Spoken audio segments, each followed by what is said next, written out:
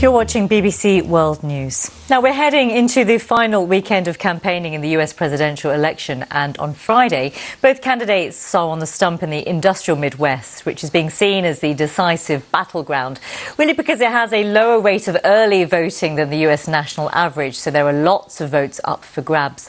With both candidates storming across a handful of Midwestern states in the next 24 hours, Will Grant has been taking a closer look at the crucial regions and up.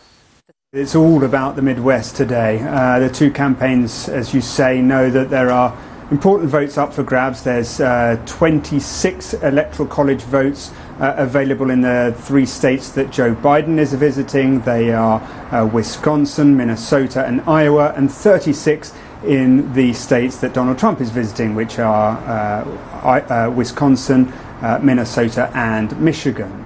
So these are states that Donald Trump successfully managed to flip from President Obama 4 years ago, and obviously the challenge for Joe Biden is to take them back for the Democratic Party.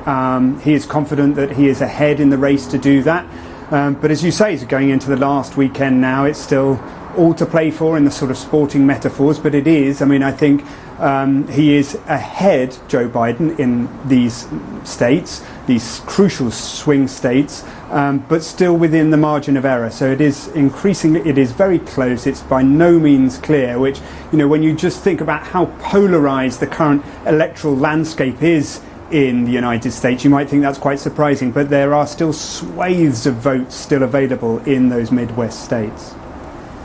And Will, I'm just wondering how much of a difference this last push will make on the campaign trail for the men in terms of the votes.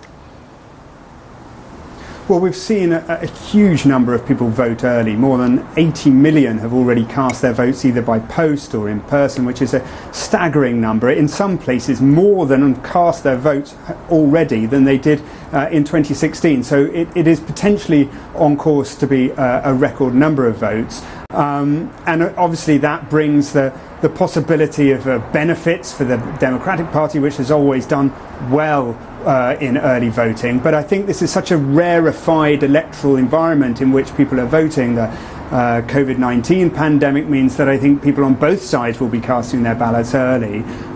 So, you know, it's important. This is an area of the country that's very, very important for both camps. Let's just think about some of the groups. There'll be